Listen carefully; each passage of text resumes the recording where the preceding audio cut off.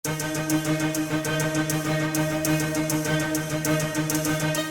na tokratni skupščini sva z članom strokovnega sveta, magistrom Košakom,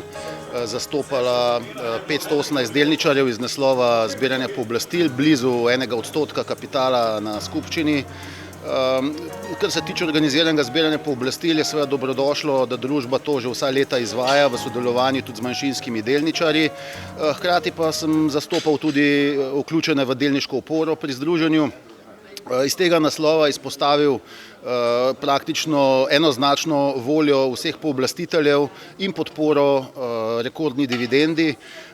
Družba se je odločila predlagati razdelitev tako rekoč celotnega bilančnega dobička dobrih 45 milijonov evrov, torej 22 evrov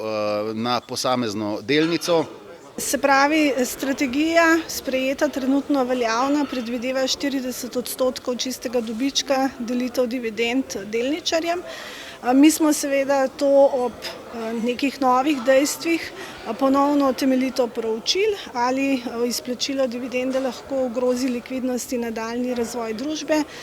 Uprava je ugotovila, da v bistvu izplačilo ne ogroža ne investicijskega potenciala, ne povečuje neto dolg EBITDA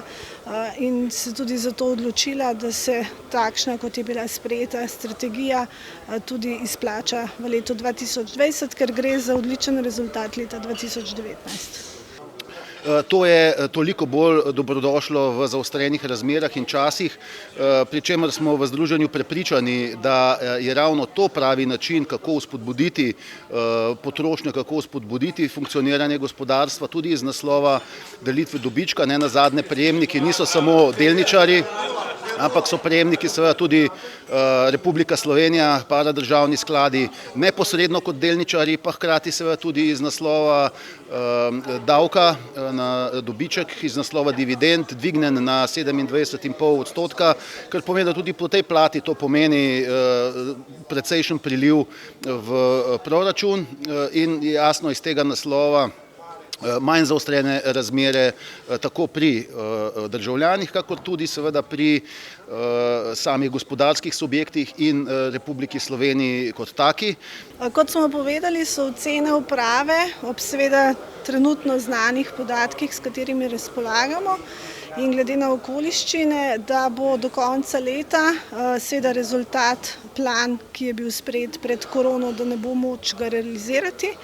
zaradi izpada prihodkov, predvsem padca količin v drugem kvartalu, in zato ocenjujemo, da bo ocena od 16 do 23% slabši EBITDA, kot je bil ta normaliziran v letu 2019. S tem v zvezi je Petrol žal ena od redkih družb, recimo poleg Krke, ker je bila tudi rekordna dividenda in delitev dobička, ostali pa se žal odločajo ravno za obratno, za zadržanje dobičkov, ker menimo, da ima škodljive posledice, in tudi tisti, ki so pristaši tovrstnih ravnanj, pozvali smo naj predložijo ustrezne analize, vendar jih s tem v zvezi doslej nismo prejeli. To je en moment, zelo pomemben moment, ki sem ga tokrat na skupščini izpostavil, pa so tudi manjšinski delničarji, ki svojih vrednostnih papirjev delnic niso prenesli z prehodnih ukinjenih registrskih računov pri KDD-ju. Glede na spremenjeno zakonodajo niso upravičeni do izplačila dobička iz naslova dividend. Torej, tokratne dividende samo v primeru Petrola, to pomeni 75 tisoč evrov, ki bi sicer pripadli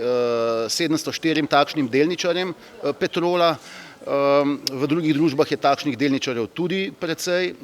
medtem ko so samo iz naslova zapadlih, torej doslej natečenih dividend upravičeni že do skupaj približno 165 tisoč evrov. Če bi vzeli kar vrednost same delnice po trenutnem tečaju, pa je to skupaj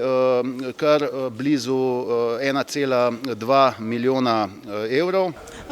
Strategija je v teku, se pripravlja. Mi smo sicer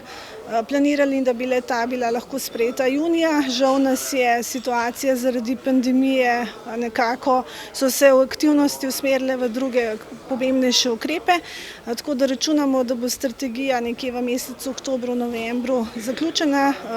obravnavana na nadzornem svetu, potem tudi javno skomunicirana. Kot sem vam povedala, v bistvu ugotavljamo, da potencial rasti še je, torej lahko bomo rastli tako organsko, tako tudi zaradi nekih stroškovnih optimizacij, reorganizacij, kar tudi vsaka kriza prinese, torej jaz verjamem, da bomo v naslednjem letu samo še močnejši za to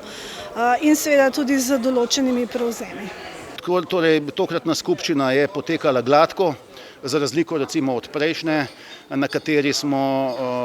nenazadnje opazili nekatere momente vezane na okoliščine odhoda prejšnje uprave, konec koncev imenovanjem revizije in pa tudi z vidika postopkov, ki jih združenje vodi v zvezi z perspektivo, torej imperijem poslovneža Darija Južne, da so to sigurno momenti, ki so se pokazali relevantni tudi z vidika morebitnega konflikta interesov, tako da po tej plati seveda to sicer ni bil predmet tokratne skupščine, pričakujemo iz naslova te revizije tudi vendarle še ustrezne konsekvence, rezultate in pa morebitna relevantna vprašanja.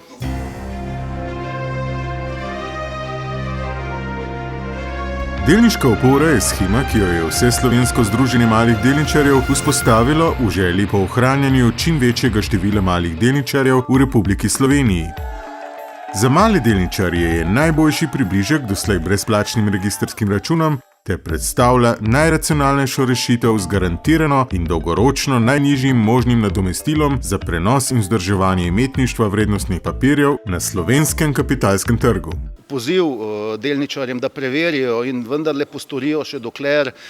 je to izvedljivo, da se bodo njihovi vrednostni papirji prenesli. Mi jih vabimo, da se vključijo v civilno družbo Delniška opora, ki jo vodi Vseslovensko združenje malih delničarjev in ki predstavlja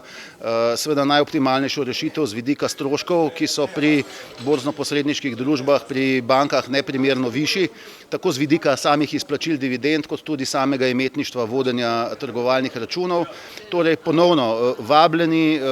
k delniški opori, pa ne nazadnje tudi naj se delničarji ali pa tisti, ki morda niti ne vedo, da imajo delnice in da so imetniki, bodisi skozi dedovanje in tovrstne okoliščine, naj si vzamejo tisto minuto časa, pokličejo na združenje kolege, sodelavce, ki jim bodo zelo na hitro in zlahka odgovorili, ali so morda imetniki oziroma ali so njihovi pokojni imetniki in iz tega naslova upravičenih, že samo iz vidika dobičkov do precejšnjih natečenih sredstev. V nekaj mesecih to ne bo več dostopno in izvedljivo, kakor tudi ne nazadnje same naložbe v vrednostnih papirjih, te pa bodo dokončno prenešene na demografski sklad oziroma kapitalsko družbo z koncem prihodnjega leta, tako da dejansko se čas za to izteka in tudi tokratni signal na skupščini Petrola je po tej plati več kot potreben. Še enkrat, samo v Petrolu je 704 takšnih delničarjev, od sicer skupaj 222.370 delničarjev v Petrolu, medtem ko so takšni primeri še toliko bolj prisotni in z vidika natečenih sredstev, tudi recimo v omenjeni Krki, ker gre za dejansko 3,6 milijona evrov samo iz naslova natečenih dividend v tem času in upravičen za delničarje, ki tega ne bodo nikoli videli, če se ne bodo zganili.